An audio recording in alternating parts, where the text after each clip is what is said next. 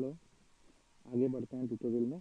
अब हम बेसिकली देखेंगे कि फोल्डर क्या है, फोल्डर के ऑपरेशन कौन कौन से हैं, फोल्डर की ज़रूरतें क्या है, और फोल्डर को हम क्यों बनाते हैं।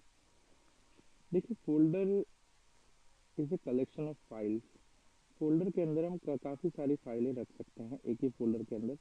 अगर आप ऐसा सोचते हो कि फोल्डर अगर हम नहीं बनाए तो क्या हम फाइलें वो स्टोर नहीं कर सकते फाइल्स को, आप कर सकते हैं स्टोर। लेकिन क्या होता है कि फाइल के अलग अलग टाइप होते हैं। जैसे कि आप कहीं टूर पे गए हैं, आपने कई सारे फोटोज़ गिराए हैं, तो आप क्या करोगे कि उन फोटोज़ को एक फोल्डर बनाओगे आप, जिसका नाम दोगे फोटोज़, और उसके अंदर सारे फोटो आप रख दोगे।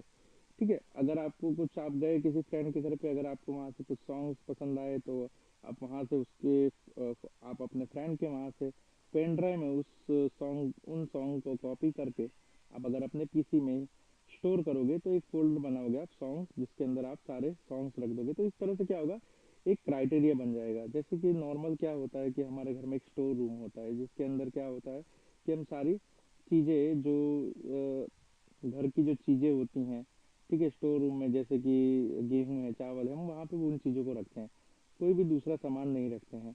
तो आपको पता है कि भाई मुझे ये चीज़ चाहिए, तो आप क्या करोगे कि गेहूँ चाहिए या ये चाहिए, तो आप स्टोर रूम में जाओगे और वहाँ से आप ले लोगे। तो ये चीज़ कैसे कि सही जगह पे उसको रखना। वैसे ही जैसे कि आपने सब मिक्स कर दिया है, सॉफ्टवेयर भी आपने रख दिया है एक ही जगह पे, और आपने फ़ोल्डर नहीं बनाया है, वहीं पे आप गाने भी स्टोर कर रहे हैं, वहीं पे आप फ़ोटोज़ भी स्टोर कर रहे हैं। तो अगर आपको कोई भी चीज़, अगर आपको अ, लेनी है तो आपको बहुत ही कठिनाई, मतलब बहुत ही प्रॉब्लम्स होगी। तो इसीलिए एक अच्छा सा क्राइटेरिया बन जाता है। जैसे कि देखिए, अभी मैं आपको बताऊं कि मैं क्या कहना चाहता हूँ। तो देखिए, माय कंप्यूटर में जैसे कि डी ड्राइव है, इसके अंदर देखिए आप कि मैंने अलग अलग फोल्डर बना दिए हैं। जैसे कि 1920 एविलिटर्स जो कि मूवी है, देखो उसका एक फ़ोल्डर बना दिया है, और उसके अंदर मूवीज़ है। एडोब CS5 एक प्रोग्राम है सॉफ्टवेयर का। तो अब मुझे अगर पता है कि भाई मुझे मूवी देखनी है 1920 एविलिटर्स, तो मैं इसके अंदर जाऊँगा और मूवी देख लूँगा, तो मुझे बहुत ही ईज़िली से ये मिल जाएगा। इसलिए हम फ़ोल्डर बनाते हैं। दूसरी चीज़ क्या है, फ़ोल्डर को हम कैसे क्रिएट करते हैं। तो राइट क्लिक कीजिए खाली स्क्रीन पर, ज़रूरी नहीं है फ़ोल्डर आप कहीं पे भी बना सकते हैं। और फ़ोल्डर जैसे आपने बनाया तो राइट क्लिक कीजिए फ़ोल्डर पर, अपना माउस का कर्सर न्यू पर ले जाइए। माउस को न्यू पर ले जाने के बाद में सामने एक सब मेनू, मतलब कि एक दूसरा मेनू ओपन होगा, जिसके अंदर फोल्डर आपको दिखाई देगा। तो आप न्यू फोल्डर पर क्लिक कीजिए।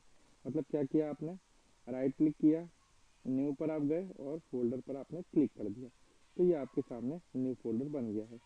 अब न्यू फोल्डर बनाने के बाद में दूसरा ऑपरेशन ये है कि फोल्डर का नाम चेंज करना है। ये मीनिंगफुल नाम नहीं है। सपोज करो मुझे इसमें फ़ोटोज़ स्टोर करने हैं, हम कहीं गए हैं घूमने और आपने फ़ोटोज़ खींचे हुए हैं कैमरे में, और आपको इसके अंदर स्टोर करना है।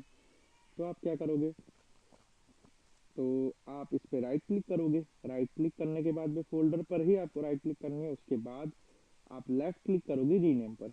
मैं इसका नाम देता हूँ फ़ोटोज़, और उसके बाद एंटर करोगे तो आपका ये फोल्डर बन गया फोटोज़ का।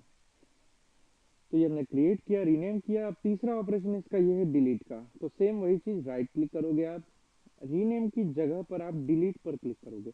डिलीट पर करने के बाद ये यस अगर हम करेंगे तो ये फोल्डर रिसाइकल बिन में चला जाएगा, और नो करेंगे तो ये फोल्डर डिलीट नहीं होगा।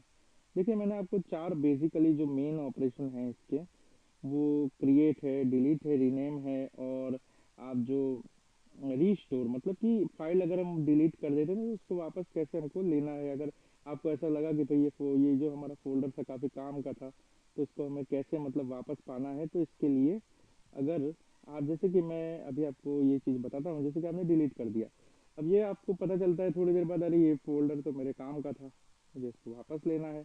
तो आप क्या करोगे, तो जिस तरह से हमारे घर में अनयूज जो चीज़ें होती हैं, जो जिनका कोई मतलब नहीं होता है, तो हम उसे रिसाइकल बिन, मतलब कि अरे सॉरी, डस्टबिन में डाल देते हैं। कोई भी जो हमारी चीज़ काम की नहीं होती है उसे हम डस्टबिन में डालते हैं।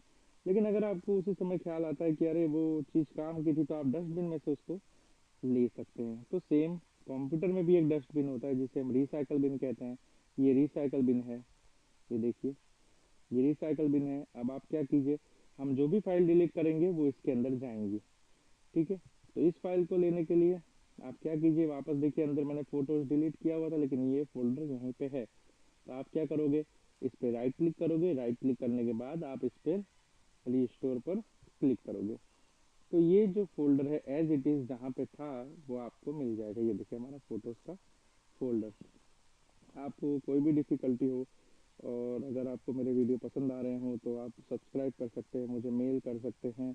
और अगर आपको कोई भी डिफ़िकल्टीज़ हो तो मैं नीचे अपना मोबाइल नंबर भी लिख देता हूँ, आप कभी भी मुझसे संपर्क करके आपकी डिफ़िकल्टीज़ का सॉल्यूशन जान सकते हैं। Thank you.